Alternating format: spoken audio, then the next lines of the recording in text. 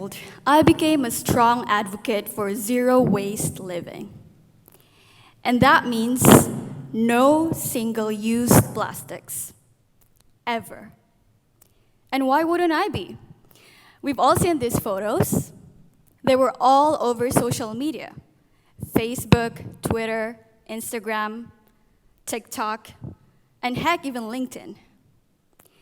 These were also the same photos and content I shared on my social media accounts at the time. Every single post I shared was either about plastic is evil, no more plastic, or even this: please stop polluting the ocean, that's just shellfish. And then one evening, I came home, and this neighbor of mine came knocking on my door. And when I opened, he had these really yummy looking banana bread packed in these small paper boxes. And he said, "Here's some banana bread for you. My wife baked today, and she wanted to give you some." She also said she didn't want to pack it in plastic because Laila hates plastic. All that because of my social media posts. We all know this. Social media platforms are powerful tools in spreading messages. This story isn't just heartwarming, but it's also a testament to the influence of social media advocacy. We're living in an era where a single post can inspire change, mobilize communities, and even alter daily habits. This is the power and potential that I want to explore today, particularly how we, the young people, can bridge the gap between online support and offline action. 4 years ago, I had the idea of organizing a program that raised awareness about the Sustainable Development Goals, or the SDGs, for young people in my community.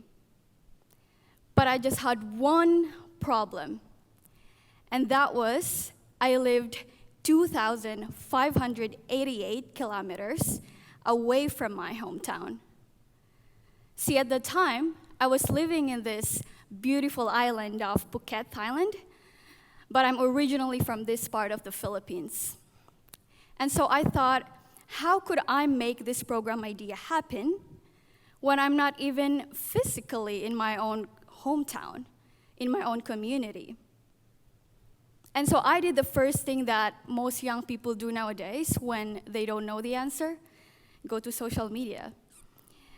And so I created my own social media accounts, I designed my own graphic, and I even created my own registration form. And boom, I sent it out to social media. 2 months later, I was staring at the faces of more than 100 young people from the Philippines, engaging and learning with change makers across 6 continents: Australia, Asia, Europe, Africa, South America, and North America. And not only that, but the program also brought out more than 11 project ideas from young people, all because of the desire to change and the willingness to act, facilitated by the platforms we use every day. The power of social media in driving change cannot be overstated. This 2024, the global population is estimated to be 8.1 billion, and out of these are 5.17 billion social media users worldwide. Just imagine. Imagine you could reach that number of people only at your fingertips. Across the globe, young people are leading the charge on issues from climate change to social justice, using social media to spread their messages. Take, for example, the Forbidden Topics, a grassroots social media-based storytelling campaign initiated by Oluwadamilola Akintewi, who also happens to be a very good friend of mine, and aims to break the silence against campus-based sexual and gender-based violence across 30 countries.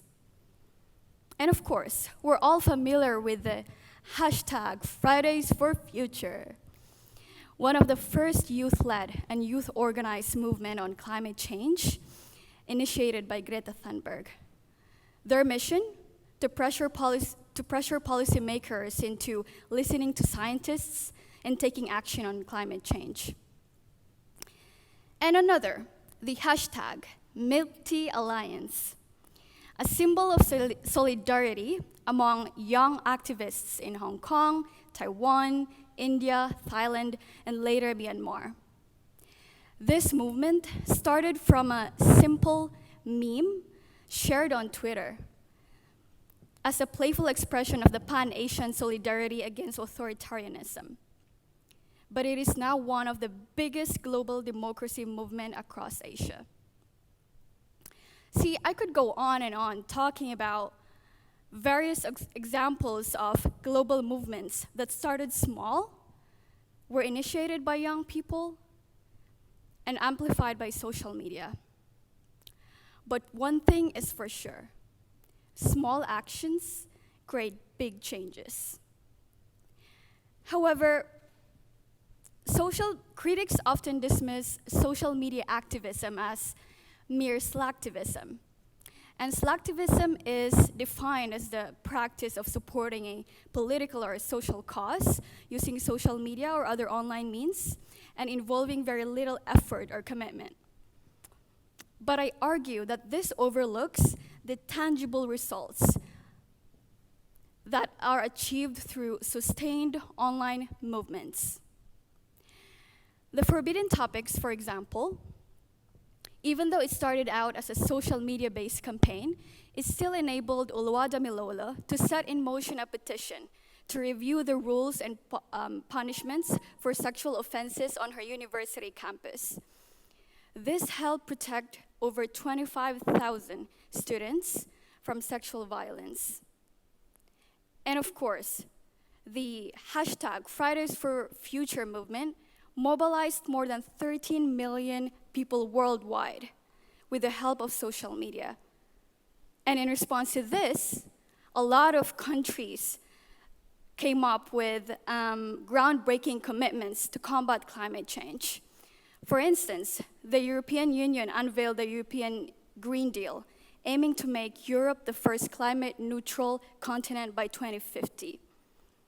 Similarly, the hashtag Milk Tea Alliance played a role in amplifying the voices of the Burmese people during Myanmar's military coup in 2021. Activists across Asia and around the world used the hashtag to share news, organize protests, and even call for international support for Myanmar's democracy movement. This shows that online engagements can lead to real-world offline action and policy changes. The question is, how do we bridge the gap between online support and offline action? How can we move from mere Slacktivism to real-world changes? Well, here are 3 key steps: awareness, education, and mobilization. The first thing is to recognize the value of your digital actions and use social media with a sense of responsibility and purpose. When we post, share, or tweet, we're not just adding to a digital noise. We're contributing to a global conversation that can lead to real action. Any offline action starts with spreading the word, and social media excels at this. But awareness is more than just sharing. It's about creating content that educates and inspires. And before sharing anything else, please check your facts. No, seriously, check your facts. Before sharing any content, verify its accuracy. At the end of the day, credible activism is based on truth, and misinformation only undermines your value and your credibility, which hinders real progress.